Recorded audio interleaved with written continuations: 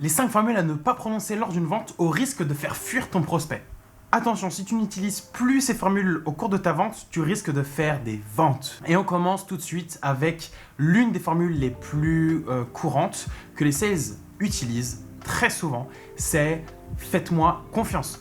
Quand vous dites ça à votre prospect, évidemment, ça ne donne pas du tout confiance parce qu'en fait, l'idée que vous êtes en train d'émettre, c'est que vous n'avez aucun argument pour capter la confiance de votre prospect. Et ça, c'est vraiment très important.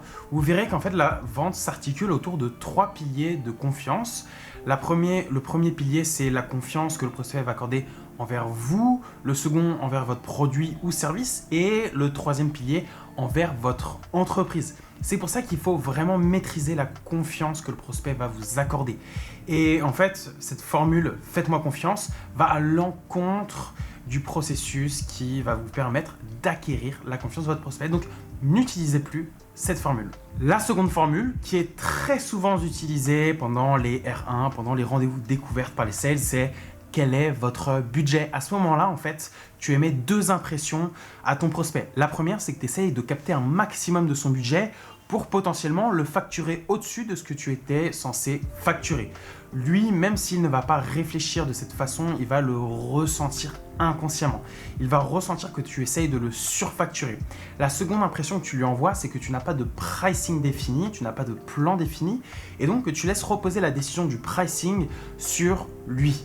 En fait, il faut que tu saches que au cours d'une vente, tu es censé te positionner en tant qu'expert.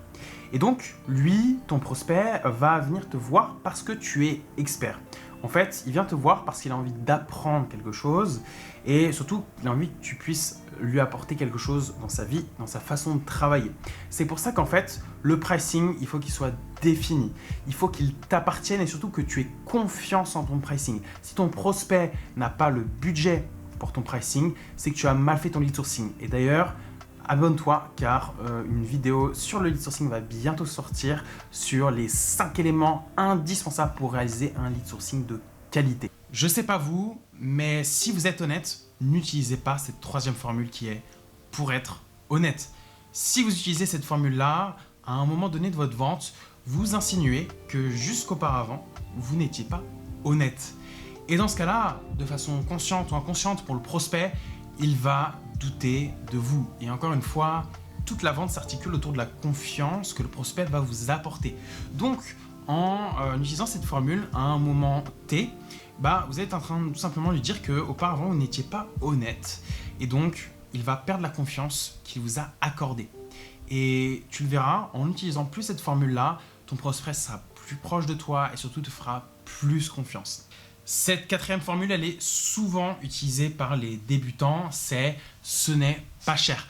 En fait, je pense que vous le savez également, mais c'est un manque de confiance envers votre pricing. Ce n'est pas cher n'est pas un argument positif. C'est un argument qui va dénigrer la valeur perçue de votre produit ou service. Pourquoi ? Parce qu'en fait, votre prospect ne veut pas acheter quelque chose de peu cher. Il veut acheter quelque chose de qualité.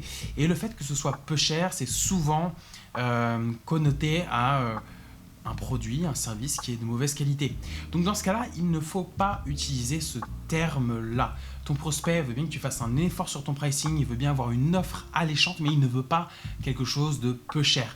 Parce que comme je te le dis, lui va associer le fait que ce soit peu cher à un produit ou service de mauvaise qualité. Alors n'utilise plus cette formule. Cette dernière formule, elle est destinée surtout à ceux qui font du cold calling et j'ai envie de te dire même que c'est dans la vie de tous les jours quand tu vas aller aborder quelqu'un, que ce soit pour le travail, pour te faire des amis. Cette formule, c'est « désolé de vous déranger, désolé de te déranger ».